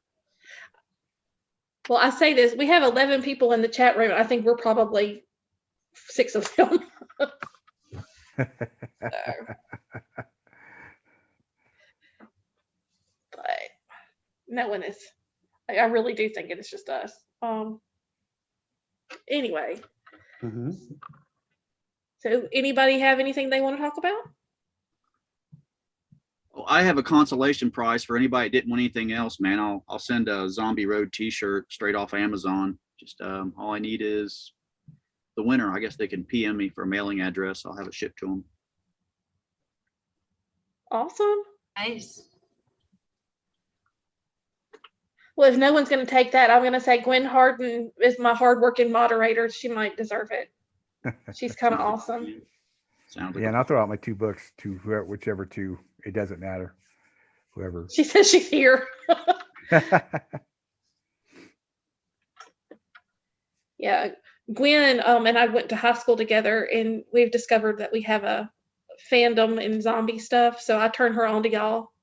So actually, she just bought David's books today because I told her she had to get those, and she's reading Alan right now. She's read JAIME. Jeff, I just told her about your books, and I've told her about Steven, so I'm not sure where she is on that list. Okay, Big list, eh? thank you. Yeah, That's pretty good awesome. company. You know, I like this movie for the most part. You know, it just any movie that you watch where they leave, well, this drives me crazy. Walking Dead is really bad at this, leaving doors open. You know, like Jamie was talking about earlier, you know, it's just or you were that, you know, they leave the doors open. It's like, come on. You know, a real person. I close the door when I come in from outside, and there's not zombies out there. It really bothered me when he had enough time to shut the door to prevent the Zombie King from chasing him up to the rooftop. And there are 2 doors that we know he went through. He went through the one in the hallway, and he had time. Like I said, the guy had been blasted into the other room. He had time to shut that door and lock it. And then the one up on the roof and put something in front of it, you know, so they had time to get on the helicopter and fly away to somewhere safe. But no. Or why weren't they just standing there waiting for him to come with their guns aimed at it? Yeah. Why didn't they just fill him full of lead the moment he walked out? Of course, you know Well, he had a helmet on. Yeah. And Jeff, they could have got out of there if they hadn't stopped to talk. You know, got out of the helicopter, get out. You know, I do that with my grandson. Come on, man, because he likes to wander around the car. It's like, get in your car seat. We gotta go, man. I said, well, if zombies are chasing us, and you know, get to the chopper. Yeah. Well, y'all, I'm so bad. When I saw the scene where Kate finds her friend and the lady's alive and the other ladies are all there and she runs and hugs her. I'm like, we don't have time to hug. We have to get out of here. But no, let's hug. She done some good shooting. She done some good shooting at that part as well. See when they went out into the hallway and all the zombies were running towards her and she shot every one of them. That was some shooting. Her dad taught her. And that's what I explained away that. Yeah. I don't know. Some of that, like a bigger helicopter. Of course, they weren't looking to really get away with the money. They were just looking for Martin to get away with whatever, the vial of blood or the zombie head, whatever they were going to do. So, well, the helicopter was a leftover. I mean, it was just, yeah. They didn't really have a choice in that. That was a slick. That was probably what a medical helicopter at one time, wasn't it? Yeah, it looked like I think so. Looked like it was basically just whatever was there. That was it. Yeah.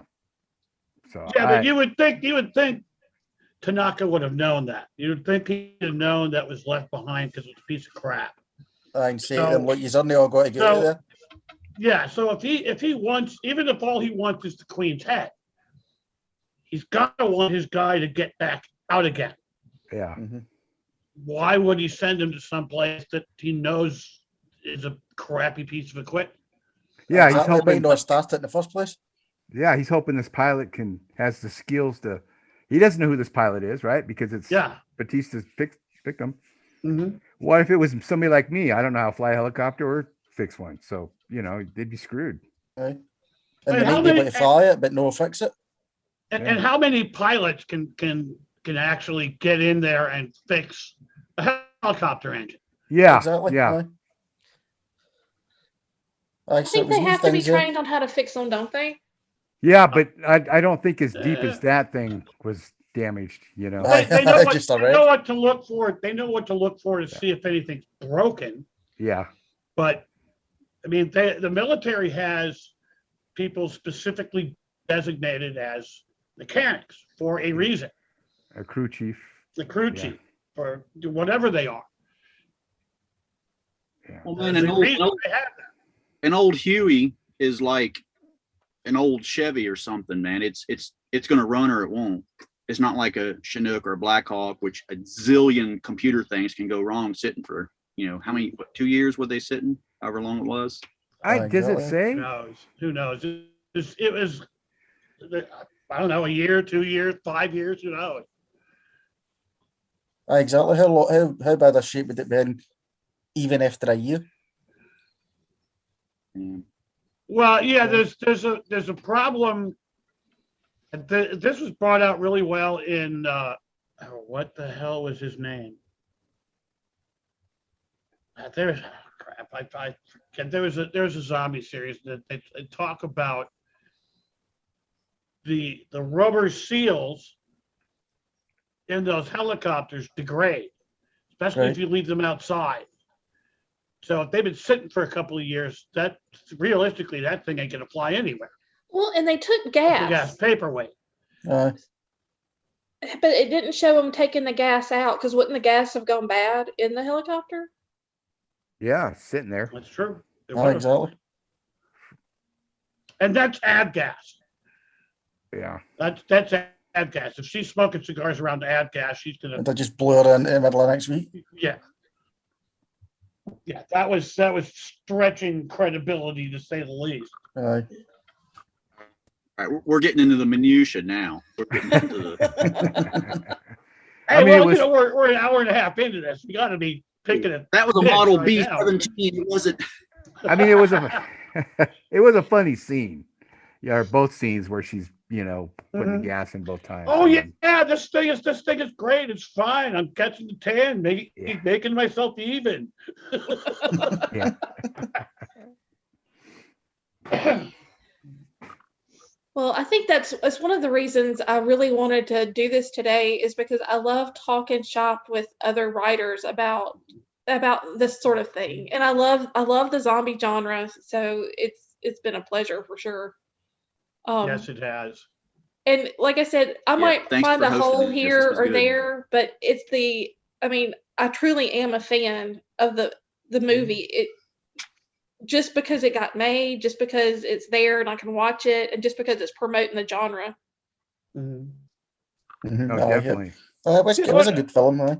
Yeah, well, when it's all said and done, it was cool. It was, blowing zombies up and guts flying everywhere, and some excuse me, ladies, hot chicks, and guns Hot blasting, and So I mean, for what it was a good movie. You know what? I really want to see someone get eaten. Besides, with the tiger, I really want to see zombies do the old Romero Guts chest, ripping out. and we didn't get that. Which that's the one thing that really disappointed me. And I think I told somebody that not enough gore. I didn't think there was enough gore in this. Yeah, I think you told me that. Aye. There was gore at certain bits, but there just wasn't enough overall. Yeah. Well, No. when I say that it wasn't the zombie movie I was expecting, that's what I mean. Is the opening credit scene was the zombie movie I was expecting. I was expecting that fast pace, lots of gore, lots of death, lots of running and gunning, that sort of thing. And that just wasn't this movie. And it really was, I guess, more of a heist movie. It was, I guess, it was like Ocean's 11 by during the zombie apocalypse. I guess they thought they were just getting in to get money, aye. Yeah. It was like Kelly's Heroes, but yeah, with zombies. Get the gold. I've actually been toying with that exact idea. Kelly's Heroes in Vegas with zombies. But it would be, less the special forces thing and more the idea I was toiling with was to have guys in the supply division. That'd be good. Yeah. Go in and steal something. Yeah. I'm actually writing about GAMBOA, and it's in Vegas. And the guys are going to have to go. That's how I was asking you, Alan, about what kind of trucks and what kind of folks, because they're carrying a lot of stuff with them, obviously.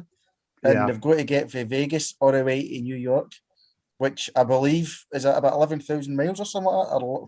Yeah, it's not quite that far. It's pretty far, man. No, 11,000. Driving, it's crazy. I hate to drive to Vegas, and I only live 6 hours from Vegas. I hate driving that far. How far do you think it'd be from New York to Vegas?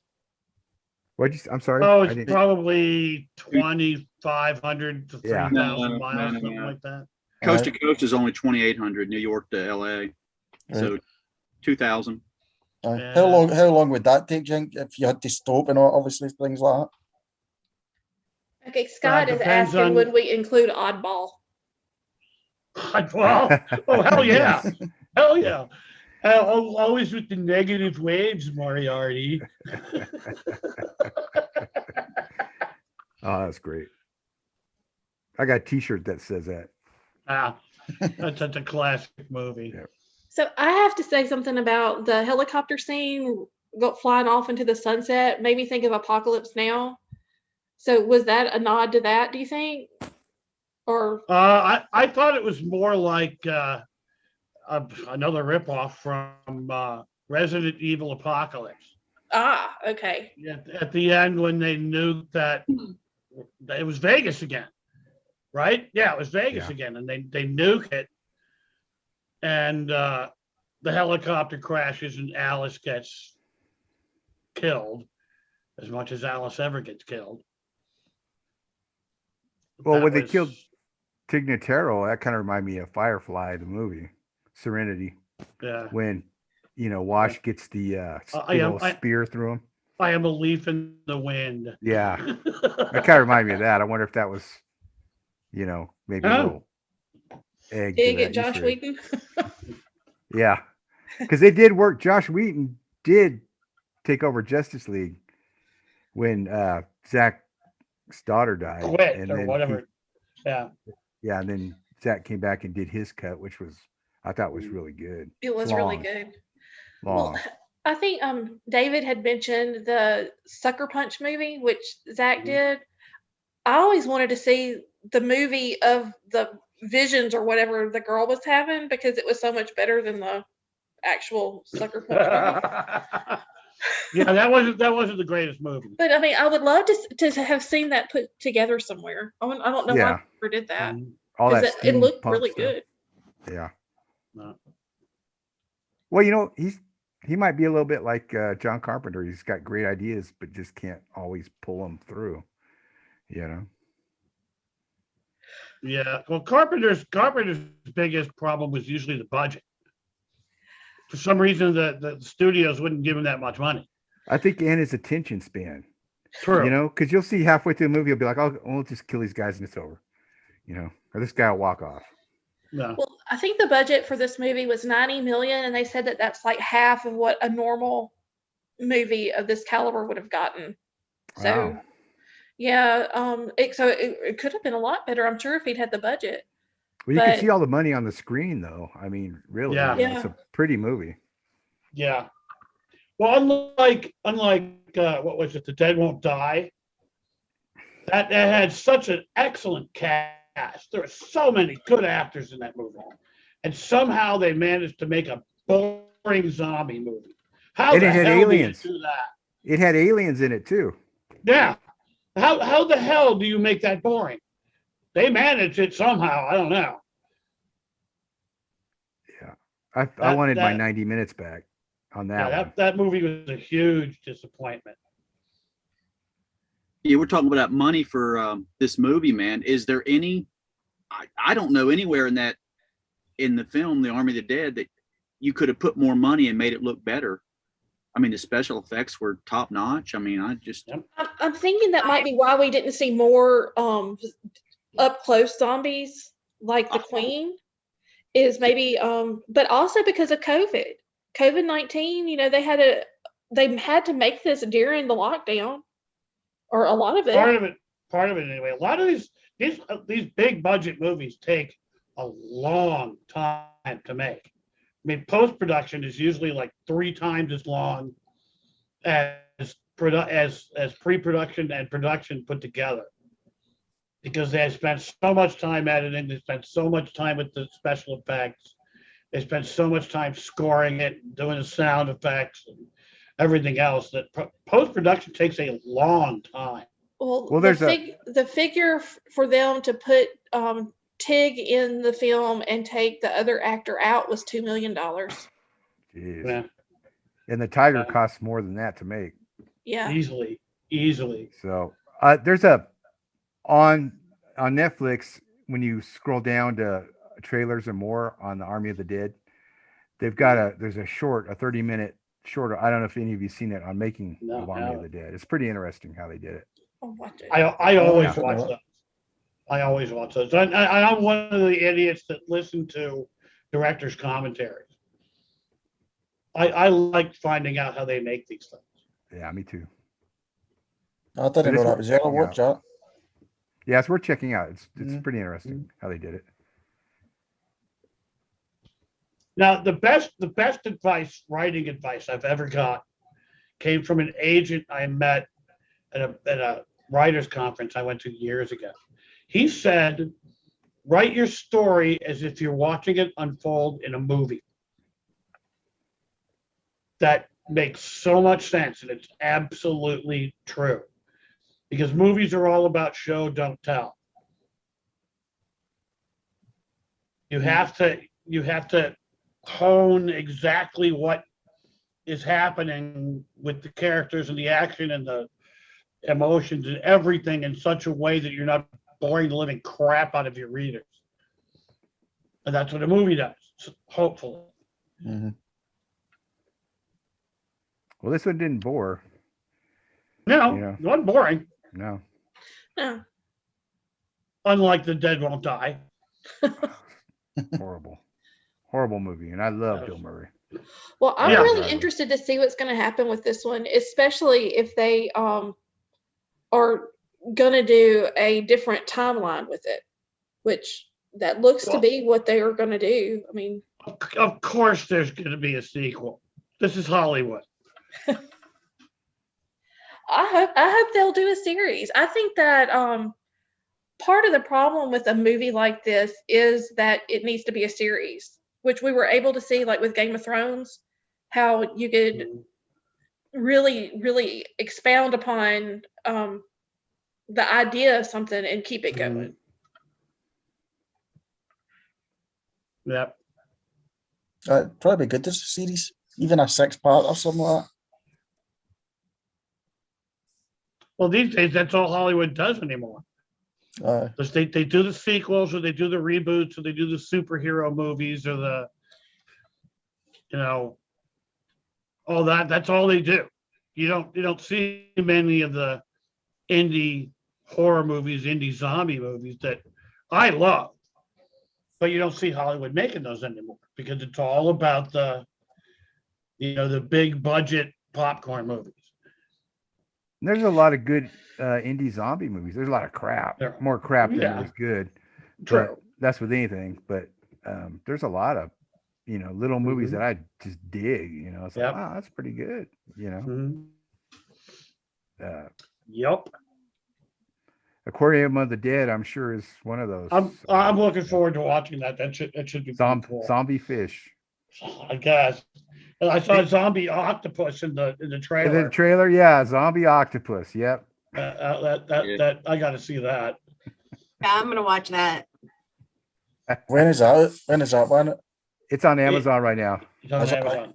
What's it called again? Aquarium of the Dead. Aquarium. It came out this year. You heard it here first, guys. Well, today's the first time I heard of it. I saw it just the movie poster on Facebook, and I'm like, oh, cool. I got to check this out. Cruise over to Amazon, and wow, cool. All right. Yeah, I saw your post, and I had to do that. I was like, well, okay, I got to check out what Jeff's watching. And I watched the trailer, and I said, good luck, man. Why don't you put the poster up or something? I seen the poster. Yeah, Jeff did. Crazy. Yeah. Well, guys, we've got a few minutes left. It looks like we've got about 12 minutes. If y'all want to start plugging what you're working on and where we can find you and all that good stuff. All righty then. We've got over at the Written Horrors, myself and 5 other writers, Scott Baker being one of them, wrote a book called The Collector, which is coming out on the 1st, and we're doing a big release party all day next Saturday in the Written Horrors. We're giving away a bunch of stuff and t-shirts, coffee mugs, and all sorts of swag. And then next month sometime, probably within the first couple of weeks of June, my next Guardians of the Apocalypse book is coming out. Awesome. Mm-hmm. And I've got to get you on and to do a one-on-one interview. Yes, ma'am. I know Scott Baker wants to do it too. All right. Well, Scott, you know where to find me. We'll get that scheduled. Well, he and I and Jamie all have books coming out next month. Well, yeah. That's awesome. I know Jamie and I've talked. I'm going to do a one-on-one interview with her.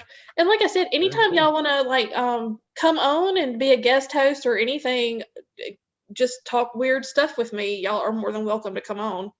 We do this a couple of times a month. We're trying to get some more content added all the time. Weird stuff? Us? No way. So, Alan, what do you have going on? I'm working on the last book in the Operation Zulu series, trying to cap that off. I'm working on a book for Silent Studios, which is a kind of horror sci-fi book. And I'm trying to do that Vela thing. I got a story I put in there to sci-fi horror too. And from there, who knows? I'm kind of want to stay with zombies a little bit, but I've got some other stuff I want to put out there. And you can reach me on Facebook, Alan Gamboa, and Instagram. I'm on Instagram, Alan Gamboa. And I am in the Zombie Army on Facebook, and the Unwritten. The Written Undead. Written Undead. Thank you. On Facebook too. And so you can always find me there. Alan Kills Zombies at yahoo.com. You can email me if you ever got any questions and feedback. That's also his Twitter handle, people. Yes. And I don't tweet much, but yes. Yes. Thank you. I forgot about that. See, that's how much I use that. Thanks for having us on. That's great. What about you, Stephen Kinney? Where can we find you? Well, I've got I'm on StephenKennyBooks.com. That's where most of my new stuff's going to be on. I'm also on the Zombie Army on Facebook, and I've got my own Stephen Kinney. What's the name? I can't even mind the name of mine thing. Stephen's Zombie Infection Crew. That's where I post most of my own books. I'm currently working on the Infection Rise of the Undead 2, but I've also got another one that I'm thinking about doing. Well, I've got to cover that, and it's Cross Country Apocalypse, and it's based in the one in starts off in Vegas and goes all the way to New York to get them, and they're actually 3 guys, like kind of no special forces as such, but see guys that people would hire to go and do, like, your daughter's been kidnapped and taken somewhere, and use guys go and get them, like the old Schwarzenegger sort of guys, like mercenaries or something like that. So it's 3 of them. They've just come back for a mission, and they've got to go and get this guy and that, and it's a cross-country apocalypse sort of thing. So I'm working on the 2 of them just now. Well, So it'll take a bit. Stephen, I was going to ask you if you would co-host an upcoming Weird Realities with me, where we are actually going to talk with a guy named Martin who does the Unexplained Scotland YouTube channel. So I'll talk to you about that. I'll hit you up about that later. And JAIME Hernandez, my sister in writing, how are you doing, and where can we find you online? I'm about to release the 2nd book in my series in June. I don't have the exact release date yet, but it's the 2nd book in Chronicles of the Undead. People usually know it just by Urban Gridlock, but the 2nd book in the series comes out next month. And you find me on Amazon, of course, but otherwise Facebook. I have the JAIME Hernandez fan club. I'm also in the Zombie Army, the Written Undead. Those are the places where you'll find me every day, especially in my fan club. I'm there every day. You are a dedicated Facebook user. I will say that. You just always amaze me with how much content you're putting out. Oh, thanks. I'm trying. And David Simpson, where can we find you, and what are you up to? Other than world domination. Yep. Yeah, he is the king of world domination. Well, I just picked up a Zombie Road. It's done. The main storyline, which there'll be spin-offs and side books, but right now, man, I'm working on a shifter book, and you can find me David Simpson Fan Club on Facebook. It's the easiest place, man. I'm in a bunch of places, but that's the only one I really check and interact with folks every day with. Well, I want to have an interview with you sometime soon. I know that Shay and I both are just huge fans, and we just want to sit and talk with you sometime. When you have some time available, let me know. Thank you. Yes, no problem. That'd be great. All right, guys, on behalf of Weird Realities, I would like to thank each of our panelists and their fans for joining us today. I hope you'll all come back and talk zombies anytime. Also, if you ever want to guest host with us, like I said, I would love to have y'all. And Thank you very much for putting this together. Now, if you haven't already hit that button, the thumbs up, be sure to like, subscribe, and stay up to date with our stuff on Weird Realities YouTube channel. And until then, just help us keep the Y in weird, and we will talk to you soon. That's going to do it, guys. Weird Realities has some great programming coming up, so be sure to like, follow, subscribe, and set your notifications to alert you when we upload new content. Until next time, you can find me on Twitter at Shay_Tully, and you can find Hadley at all the usual places at Hadley Thorne. And you can stay up to date to all of our stuff via Linktree/Weird Realities. Till next time, stay weird.